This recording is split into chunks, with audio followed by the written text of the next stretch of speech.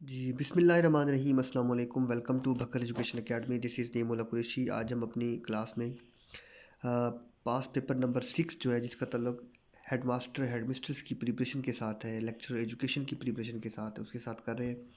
So let's start from the question number 1।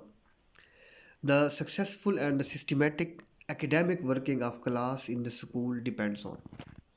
किसी इदारे या स्कूल की जो मुनज़्ज़म औकात कार की जो डिस्ट्रीब्यूशन है, कि जिस अंदाज से हमने तमाम अमूर कार अंजाम देने होते हैं, वो उसका जो खाका है, वो हमें उसकी गाइडलाइन हमें कहाँ से मिलती है कि कब क्या कैसे करना है, किस तरह टाइम को डिस्ट्रीब्यूट करना है या वक्त को या अपने कामों को डिस्ट्रीब्यूट करना है। तो वो हमें टाइम टेबल गाइड करता है। Most ignored aspect in the education field जो है वो ट्रेनिंग ऑफ टीचर्स है। ठीक है, यानी कि जिस हद से, जिस हिसाब से, जिस लेवल पर टीचर्स ट्रेनिंग होनी चाहिए, उस अंदाज से, उस हिसाब से वो कंडक्ट नहीं की जाती। ठीक है। When, what, why and how to teach is the main task of, ये है एजुकेशनल साइकोलॉजी। एजुकेशनल साइकोलॉजी का तल्लुक जो होता है कि इंसान की जो तालीमी नफ्सियात है या जो लर्नर है, जो इन्वायरमेंट है, वो कैसी होनी चाहिए, सिचुएशन कैसी होनी चाहिए, उसको पढ़ाना कैसे चाहिए, उसके इंटरेस्ट क्या है, वो कब उसको सिखाया जाए, किस मेथड के ज़रिए सिखाया जाए, क्या और किन असूल व ज़वाबित के तहत। ठीक है, ताकि चीज़ें उसको अच्छी लगे। तो this is educational psychology. According to home, किसके मुताबिक, curriculum is a plan for learning. Plan for learning, ये डेफिनीशन है, कर की मशहूर डेफिनीशन है, ये आपने याद करनी है। For better teaching learning process, the best method जो है, that is recommended for the better teacher learning process, that is project method. क्योंकि इसमें तमाम बच्चे जो एक्टिवली पार्टिसिपेट करते हैं, तमाम सेंसेस इन्वॉल्व होते हैं। जब आपके ज़्यादा सेंसेस इन्वॉल्व होते हैं, आपकी जो मेमोरी है या इन्फॉर्मेशन है, वो ज़्यादा ज़राए से इनटेक कर रही होती है। ठीक है, वो अच्छी तरह जो समझ भी आती है और जहन में भी रह जाती है। The responsibility of implementing the curriculum in the classroom में हमेशा कौन पढ़ाता है? टीचर पढ़ाता है। तो टीचर ही इम्प्लीमेंट करता है करिकुलम को, क्योंकि एक टीचर ने क्लासरूम में जाके पढ़ाना, तो क्लासरूम के लेवल पर टीचर क्लास से इंटरेक्ट करता है, बच्चों से इंटरेक्ट करता है और वही सबक पढ़ाता है।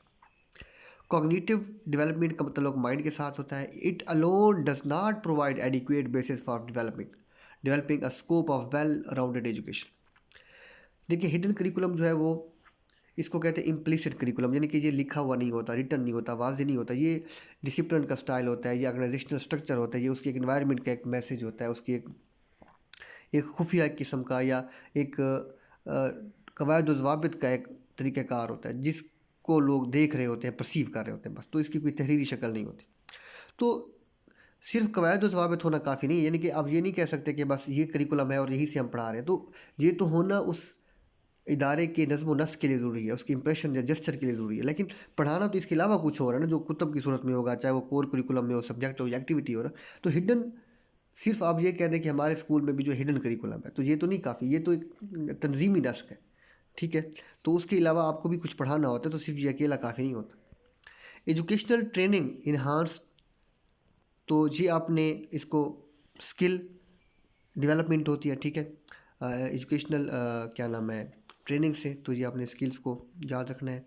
Better physical setting of classroom requires, हाँ जी, better physical setting classroom requires क्या? Overall comfortable and healthful environment. बच्चे पुरसकून और स्पेशियस खुली इन्वायरमेंट में, जगह में बैठें, वेंटिलेटेड क्लासरूम हो, खुली जगह हो, ईजी स्पेसिंग हो। ठीक है, तो ओवरऑल कंफर्टेबल, यानी कि ओवरऑल कंफर्टेबल का मतलब है ऐसा ना हो कि चेयर्स तो बहुत अच्छी हो लेकिन हो बहुत तंग जगह पे, या छत जो है वो बहुत डाउन हो या वेंटिलेटेड ना हो। तो ओवरऑल कंफर्टेबल, यानी कि हर हवाले से comfortable. Students are active, active कहाँ पे होते हैं? वो प्रोजेक्ट मेथड में होते हैं। What do you mean by 3R? 3R famous skill है, रीडिंग, राइटिंग एंड अरिथमेटिक के लिए जो है फाल करती है। The communication flowing from subordinate to superior. Subordinate नीचे है, सुपीरियर उससे ऊपर की हायरार्की में आते हैं, यानी कि औकाम बाला जिन्हें हम कहते हैं। तो इसको कहते हैं अपवर्ड, यानी कि एक सबऑर्डिनेट मुलाजिम जो है अपने अफसर से बात कर रहा है। ठीक है, तो ये upward communication. Values are closely related to the concept of truth for realism या रियलिस्ट, ये जवाब आपने याद कर लेना है। The primary task of the teacher is, primary task क्या होता है? टीचर बुनियादी तौर पर क्या काम करता है? वो पढ़ाता है, ये टीचर का बुनियादी काम है। To teach the prescribed curriculum, जो मुजवज़ा किया गया करिकुलम, निसाब को, तालीमी निसाब, उसको क्या करना? पढ़ाना। द एजुकेशन कन्फाइंड, महदूद है, कन्फाइंड कहते हैं महदूद है, तो एजुकेशनल इंस्टीट्यूशन वो एजुकेशनल इदारों में दी जा सकती है, तालीमी इदारों में, यानी कि कॉलेजों में, स्कूलों में, यूनिवर्सिटीज़ में दी जाए। तो ऐसी मुनज़्ज़म किस्म की एजुकेशन को फॉर्मल एजुकेशन कहा जाता है, जिसमें बाकायदा बिल्डिंग होती है, स्कूल होता है, करिकुलम होता है, इवेलुएशन होती है, स्टाफ होता है, टाइमिंग होती है, और स्ट्रिक्ट डिसिप्लिन और रिजिडनेस होती है। Solo taxonomy provide systematic way of describing the learners performance के डिफरेंस लेवल के, यूनिस्ट्रक्चरल है, प्री स्ट्रक्चरल है, या प्री स्ट्रक्चरल है, यूनिस्ट्रक्चरल है, मल्टी स्ट्रक्चरल है, रिलेशनल है, या एक्सटेंडेड एब्स्ट्रैक्ट, किस लेवल तक बच्चा परफॉर्म कर सकता है। Andragogy techniques are use to teach adults. Andragogy तालीम व तदरीस के वो तरीक़ेकार है जो एडल्ट्स को पढ़ाने के लिए इस्तेमाल होते हैं। मैनेजिंग स्कूल रिकॉर्ड किसकी जिम्मेदारी होती है? स्कूल हेड की जिम्मेदारी होती है। Teaching as per lesson plan in school is usually supervise by teacher. Diaries को चेक करना, टीचर का ये देखना कि उसने लेसन प्लान किया हुआ है, ठीक है। ये हेड सुपरवाइज करते हैं इस चीज़ को कि सारे टीचर्स जो है वो टीचर डायरी बना रहे हैं, लेसन प्लान लिख रहे हैं, उसके मुताबिक टीचर, तो ये सुपरवाइज हेड करता है। The pursuit of wisdom and knowledge, philosophy का मतलब यही है, लव फॉर विजडम, तो उसके लिए लफ्ज़ इस्तेमाल होता है विजडम और नॉलेज के लिए philosophy. In the subject centred curriculum the important element is division of knowledge. Subject centred curriculum में क्या होता है, आप मुख्तलिफ जो डिसिप्लिन होते हैं, नॉलेज की फील्ड्स होती हैं, उनको अलग अलग कर देते हैं। मिसाल के तौर पर उर्दू अलग कर दिया आपने, आपने केमिस्ट्री अलग कर दिया, फिजिक्स अलग कर दिया, उसकी अलग किताब है, कंप्यूटर साइंस की अलग किताब है, तो ये आपने अलग अलग, इसको कहते हैं डाइवर्सिफिकेशन करना। Study of grade book is the core of grade books, old values, ये सारी जो है पेरिनलिज्म की फ़िलासफ़ी में फॉल करते। विच of the following activity does not fall in the psychomotor domain. Psychomotor domain का ताल्लुक जो है हमारी फिजिकल मूवमेंट, हरकत और सकनात के साथ होता है। तो हैंड राइटिंग तो साइकोमोटर है। उसने पूछा, सवाल ये पूछा है कि कौन सी रिलेट नहीं करती। तो हैंड राइटिंग तो फिजिकल मूवमेंट है, हाथ की लिखाई, तो ये तो फॉल करती है। बॉल थ्रोइंग में भी हमारी बॉडी मूवमेंट आएगी। स्केचिंग में भी जब हम करेंगे, कोई चीज़ ड्रॉ करेंगे तो हमारी बॉडी, लेकिन क्रिएटिंग आइडियाज़ जो है वो साइकोमोटर डोमेन से ताल्लुक नहीं रखती। ये वो जवाब है जो उसने पूछा है कि कौन सी मुतलका नहीं है साइकोमोटर डोमेन के, क्योंकि इसका ताल्लुक जो है वो कॉग्निटिव डोमेन के साथ। DDO का मतलब होता है drawing and dispersing officer, which is not the characteristics of the authoritative administration. Authoritative administration में ना ऑटोक्रेटिक अप्रोच इस्तेमाल की जाती है, स्ट्रिक्ट डिसिप्लिन इस्तेमाल किया जाता है, ये एक्स थ्योरी को फॉलो करती है, ठीक है। और क्या होता है, इसमें दूसरों से राय नहीं ली जाती, बल्कि एक सिंगल बंदा जो है वो खुद ही लीडर फैसला करता है और दूसरों के गले में डाल देता है। तो वो शेयरिंग वगैरह नहीं होती, ओपिनियन नहीं ली जाती, कोई किसी किस्म के दूसरों से मुशावरत नहीं की जाती। So there is no sharing in authoritative style. Pre school education the focus of the guidance is upon the adjustment. Pre school में क्या होता है, बच्चों को इसलिए भेजा जाता है ताकि वो फिलहाल वो सीखने पे नहीं होता कि बच्चे फ़ौरन से सीख जाएं। प्री स्कूल में वो एज है जब बच्चे टॉडलर होते हैं, अभी उनकी प्रॉपर एज नहीं है, लेकिन उनको माहौल में मुवाफ़क़त पैदा करने के लिए, एडजस्टमेंट, के बच्चे देखें, आएँ, बैठें, माहौल में इंजॉय करें, ठीक है, और एक नई फ़िज़ा में रहना सीखें, तो एडजस्टमेंट पर focus. All government grants and expenditures are maintain in cash register. तमाम तर ग्रांट्स, ये जो माली मामलात है, उसको कैश रजिस्टर में मेंटेन किया जाता है। साइंटिफिक सोसाइटी जो है सर सैयद अहमद ख़ान ने 1864 में बनाई थी, कभी कभी 1863 भी आ जाता है या 64, दोनों में से जो एक आएगा वो दुरुस्त होगा, और आता भी एक ही है कोई ना कोई। At present minimum qualification for recruiting elementary school teacher. Elementary school teacher के लिए इस वक्त जो पॉलिसी के मुताबिक है वो MA और B.Ed का होना लाजमी। Which is basic born emotion. Basic born emotion बहुत सारे हैं, पीछे आपने लव भी पढ़ा होगा और ये फेयर भी है, ठीक है। तो जो एक आएगा, जो मौजूद है वो ठीक है दोनों में से। हायरार्की ऑफ नीड्स मैस्लो ने दी थी, 5 उसकी जो है वो स्टेजेस हैं। फिजियोलॉजिकल नीड्स, ठीक है, safety needs, love and belonging, esteem and self actualisation, और हाईएस्ट जो है वो सेल्फ एक्चुअलाइजेशन। बाद का ये भी आ जाता है कि सेल्फ एक्चुअलाइजेशन की थ्योरी किसने दी, वो भी मैस्लो है, वो इसी थ्योरी की बात हो रही थी। मैस्लो थे वो ह्यूमनिस्ट थे, ठीक है, और इसी बुनियाद पर नीड्स की उन्होंने थ्योरी पेश की थी। उसके बाद ही the level of school administration can be best जज थ्रू। आपका स्कूल का लेवल यानी कि मियार क्या है, तो वो किससे, उसका इंडिकेटर जो सबसे ज़्यादा स्ट्रॉन्ग है कि आपके रिजल्ट्स की कैसे। अब देखें जितने भी स्कूल पढ़ाइयाँ कर रहे होते हैं, तो उनका सबसे बड़ा इंडिकेटर क्या है कि बोर्ड के अकॉर्डिंग उनके रिजल्ट्स कितने हैं, अबव हैं, बिलो द बोर्ड हैं। इसी की बुनियाद पर टीचर्स की प्रमोशंस हो रही होती हैं, उनको उनकी ACR लिखी जा रही होती है, ये सबसे बड़ा इंडिकेटर है, ठीक है।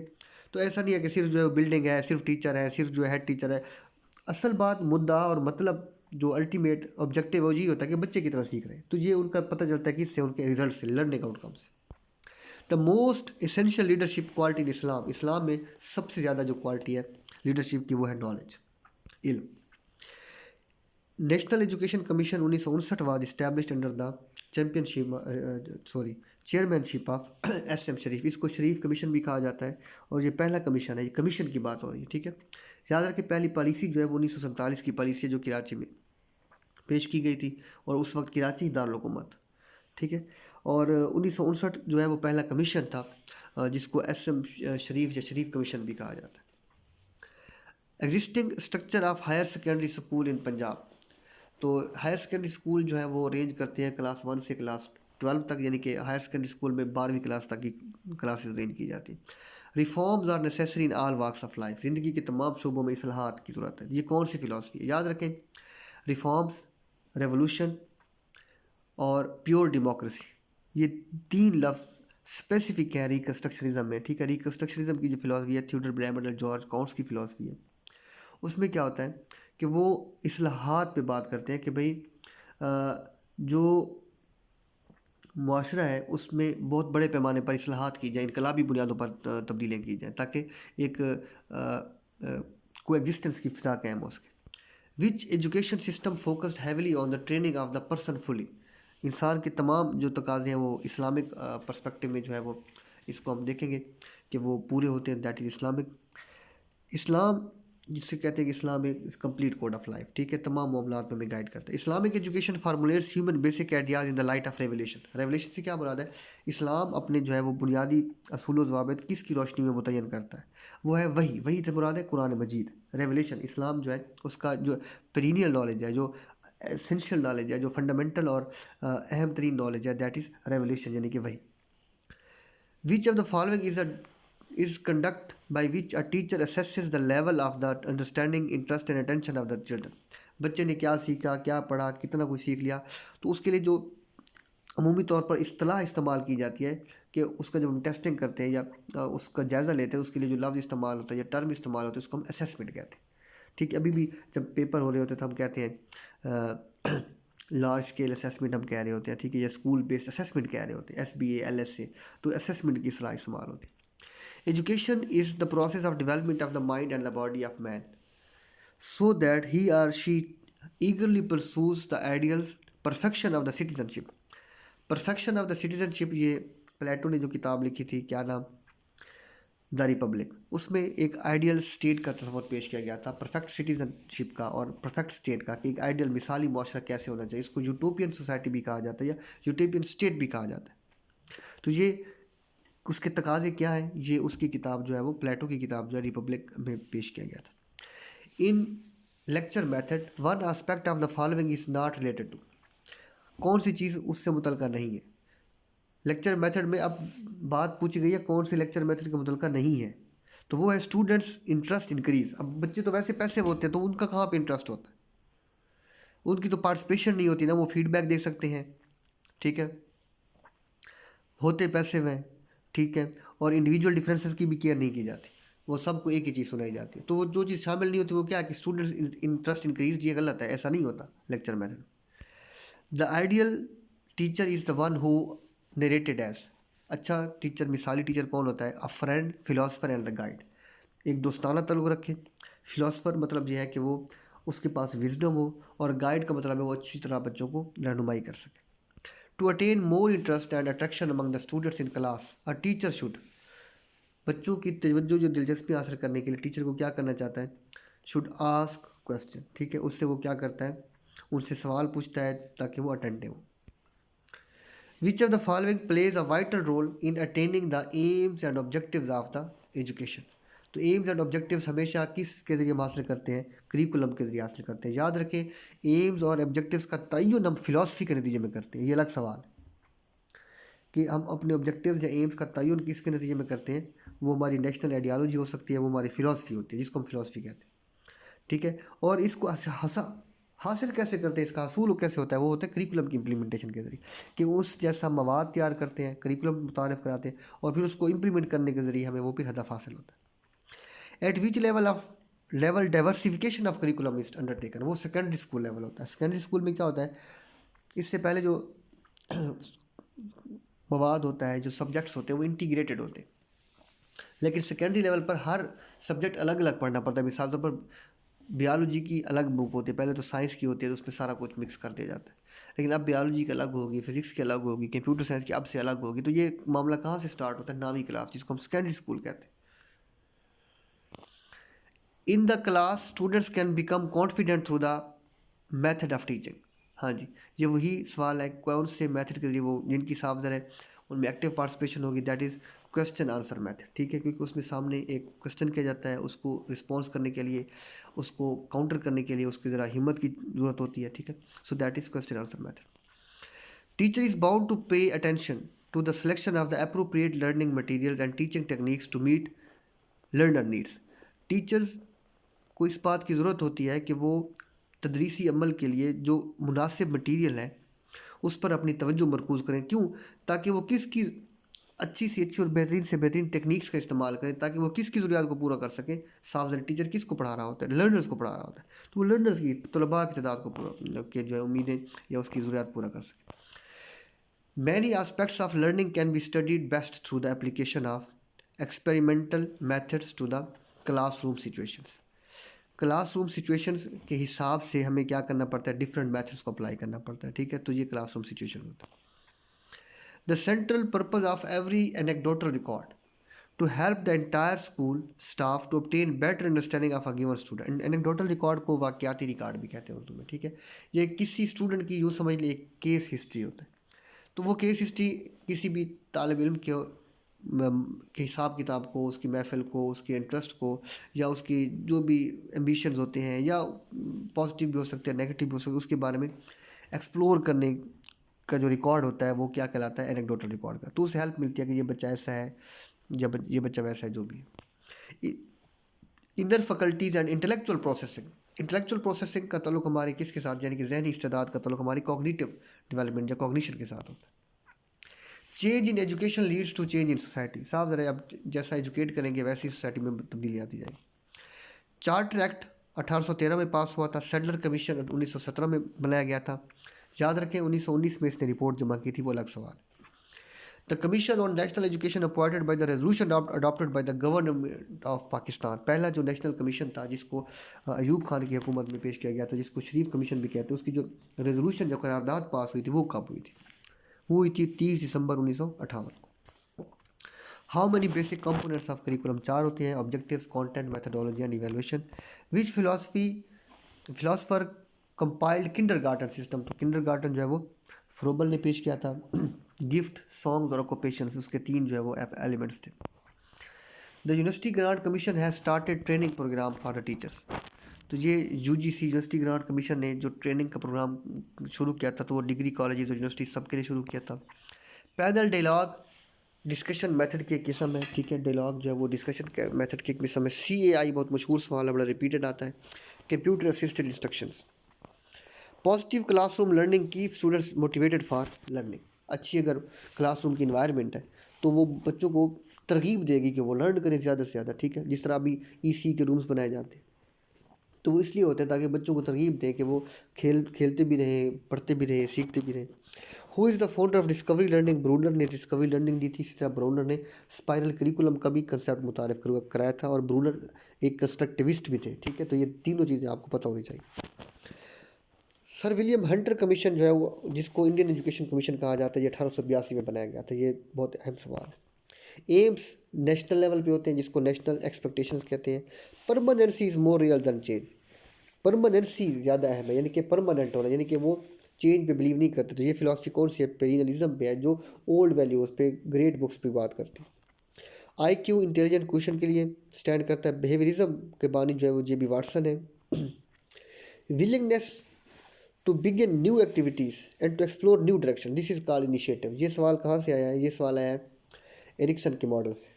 ठीक है, जिसको लाइफ स्पैन मॉडल भी कहा जाता है, कि आप कुछ नया करना चाहते हैं तो कुछ नया करने के अमल को हम इनिशिएटिव कहते हैं। मुस्लिम्स आर्ट जो है वो ज़्यादा मशहूर जो थी डेवलप हुई, दैट वाज कैलीग्राफी, जिसको खत्ताती कहते हैं। The test measures what we intend to measure. Test की ये सलाहियत या खूबी कि वो उसी चीज़ को मेयर करे जो हम मेयर करना चाहते हैं। उसमें ये कैपेसिटी या ये खूबी होना कि वो उसी चीज़ को मेजर करके दे, उसकी पैमाइश करके दे जो हमारा मकसूद है, तो इस खासियत को हम वैलिडिटी कहते हैं। The final product of the measurement के नतीजे में हमें जो चीज़ हासिल होती है वो स्कोर हासिल होती है, यानी कि आपने बच्चों से पेपर लिया, मार्किंग की, नंबर दिए और उसके किसी के 45/50 आ गए, 40/50, तो ये स्कोरिंग है। तो मेजरमेंट के नतीजे में हम स्कोर देते हैं, या एक सवाल के नतीजे में भी हम क्या करते हैं, उसको एक मार्क देते हैं। डेमोक्रेटिक एडमिनिस्ट्रेशन जो है वो म्यूचुअल शेयरिंग पे बेस करती है, ये उलट है ऑटोक्रेटिक या अथॉरिटेटिव का। अथॉरिटेटिव में म्यूचुअल शेयरिंग नहीं होती है, शेयरिंग नहीं होती, लेकिन जहाँ पे होती है इसमें कंसेंसस बिल्ड किया जाता है, सबसे ओपिनियन सीकिंग की जाती है, मशावरत की जाती है, ठीक है। Teaching, teach, reteach, feedback and read feedback. तो ये माइक्रो टीचिंग का जो पूरा साइकिल है, उसके जो डिफरेंट फेजेस हैं, उसके अनासिर हैं कि टीचर पहले जो है वो पहले खुद से प्लान करके आता है, फिर वो टीच करता है, ठीक है, फिर वो फीडबैक लेता है, फिर भी वो रीटीच करता है, फिर वो फीडबैक लेता है, फिर वो दोबारा प्लान, इस तरह वो ये सारा साइकिल चलता रहता है, ठीक है। तो ये सारा जो है वो माइक्रो टीचिंग का पूरा साइकिल है। The process in which the strength and weakness of the curriculum are identified. Strength and weakness से क्या मुराद है कि इसकी इफेक्टिवनेस कितनी है, करिकुलम जो हमने बनाया है क्या ये हमें वो अहदाफ हासिल करके दे रहा है जिसके लिए हमने इसका तयन किया था, जिन अहदाफ का हमने तयन किया था क्या वो हमें ये हासिल करके दे रहा है कि नहीं। तो इस बात का अंदाज़ा लगाना कि इसमें कितनी खूबियाँ हैं, कितनी खामियाँ हैं, इसकी इफेक्टिविटी का लेवल क्या है, तो ये हमें कैसे पता चलेगा, उसके जजमेंट हम करेंगे, उसकी इवैल्यूएशन से, उसको टेस्टिंग के प्रोसेस से गुजार, तो फिर हम फैसला करेंगे कि क्या ये हमें करके दे रहा है या नहीं। उसके नतीजे में फिर हम अगर करके दे रहा है तो उसको कंटिन्यू करेंगे, अगर थोड़ा बहुत खामी है तो उसको मॉडिफाई कर देंगे, अगर बिल्कुल नहीं कर रहा था हम उसको चेंज कर देंगे। Ontology deals with the reality, इसको मेटाफिजिक्स अल्टरनेटिवली भी बोला जाता है। Most popular method at all educational level जो है वो लेक्चर मेथड है, ये सबसे ज़्यादा यूज्ड मेथड है, यानी कि lecture method.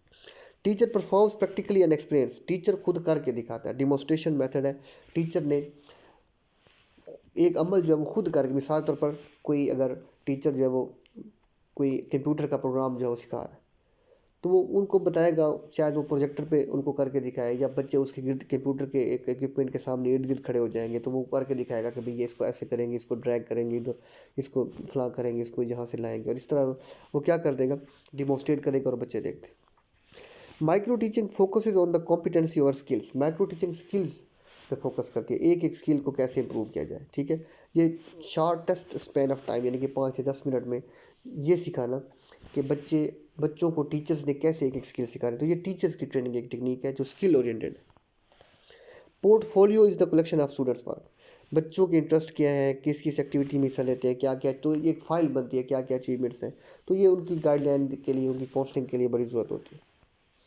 The emphasis in the classroom should be needs of the individual child, याद रखें needs of the individual child लाजमी होती है, ना कि पूरी क्लास की। क्यों? क्योंकि इंडिविजुअल डिफरेंसेस होते हैं, हर किसी की डिमांड्स मुख्तलिफ हैं, उनकी सलाहियतें कुदरती तौर पर डिफरेंसेस होते हैं, ठीक है। तो इसलिए आपने हर बच्चे को उसकी हस्ती या उसकी ज़रूरत के मुताबिक जो है, या उसकी रिक्वायरमेंट्स के मुताबिक गाइड करना होता है। Computer literacy is also consider important, अब सवाल पूरा पढ़ना है, विच फिलॉसफी डिनाइज इट, अगर पूरा नहीं पढ़ेंगे तो गलत हो जाएगा, इसलिए हमेशा याद रखें स्टेटमेंट पूरी पढ़ा करें, और अपने आप से पूछा करें कि क्या जो मैं समझी हूँ या समझा हूँ वो वही बात पूछना चाह रही हूँ, या मैं वही लगा रही हूँ ऑप्शन जो इसने पूछा है कि नहीं पूछा, तो ये कंफर्म कर लिया करें। तो उसने पूछा कंप्यूटर लिटरेसी ज़रूरी है, कौन सी फिलॉसफी डिनाई करते, तो वो पेरिनिज्म करते हैं। क्यों? क्योंकि वो ओल्ड वैल्यूज़ की बात करती है, वो टेक्नोलॉजी इनोवेशन को नहीं मानती। The research concern with current phenomena of the life, descriptive research जिसका सर्वे मेथड मशहूर होता है, ठीक है।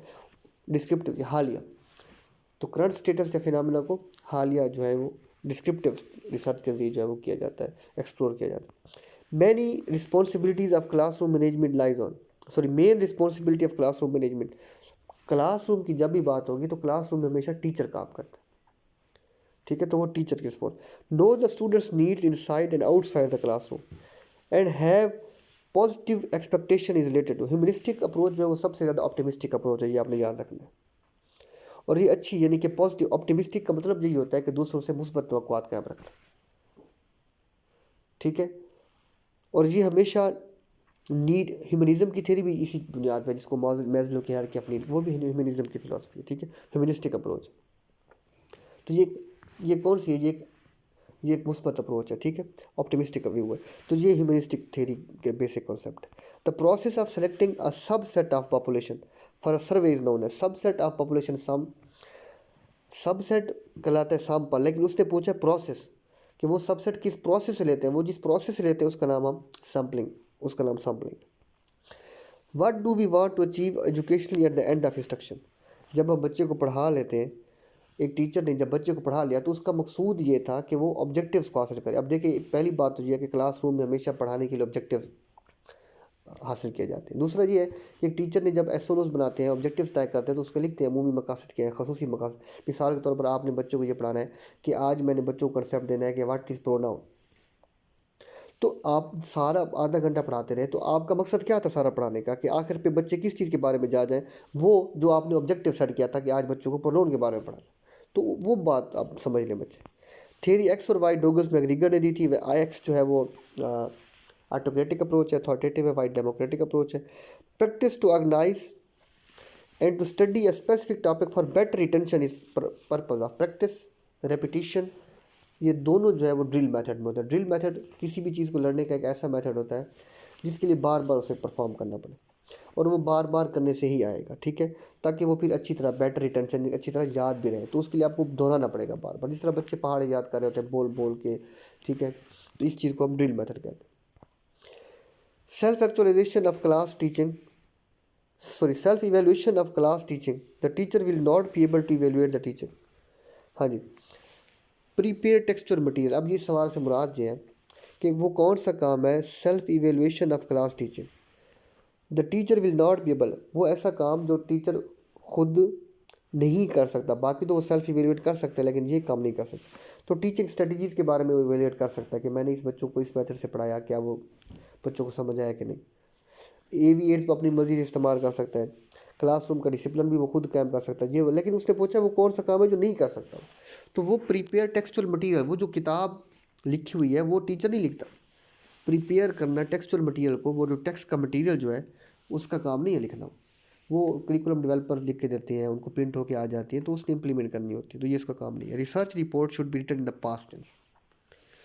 रिसर्च रिपोर्ट हमेशा पास्ट कि आपने ये किया वो मिला, तो ये हमेशा पास्ट टेंस में किया। Person who motivates the others possesses the qualities of a leader. एक ऐसा शख्स जो अपनी कम्युनिकेशन के ज़रिए, स्किल के ज़रिए, नॉलेज के ज़रिए, पावर जो भी है उसके ज़रिए लोगों को इन्फ्लुएंस करता है, या उनको मोटिवेट या गाइड करता है या कंट्रोल करता है, जो भी करता है, तो ये is called leader. The scientific process of classifying things or arranging them in groups is called taxonomy. Taxonomy क्या है कि साइंटिफिकली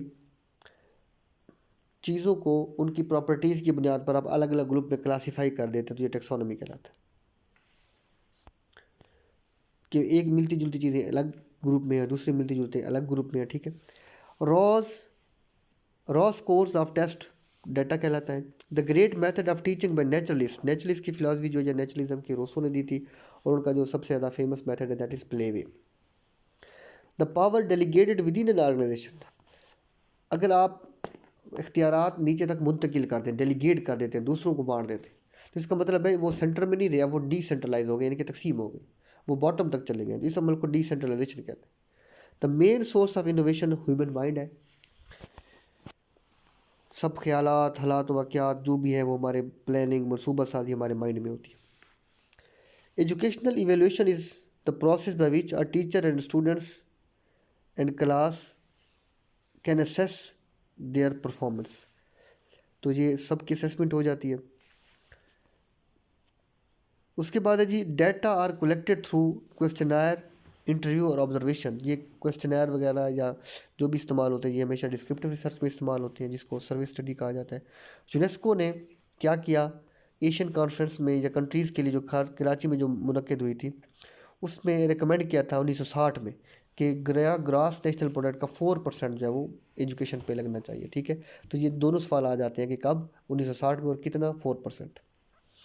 लास्ट सवाल है जी, teaching is measurable and can be found through the use of micro teaching technique. Micro teaching technique measurable जो है, आपको पता होता है कि आपके पास 5 से 10 मिनट है, टाइम का पता है, और आपके पास एक ऑब्जेक्टिव है, आप एक ऑब्जेक्टिव हासिल कर लें, फिर आप दूसरे की तरफ जाएंगे, 2 हो गए, 3 हो गए, 4 हो गए। तो ये एक इस तरह होता है, तो आपको पता होता है कि आपने इतने ऑब्जेक्टिव हासिल कर लिए। तो स्पेसिफिकेशन हो जाती है। ठीक है, थैंक यू सो मच। अल्लाह ताला आप सबको हामी नासिर हो, जीते रहें। बहुत शुक्रिया, अल्लाह हाफ़िज़।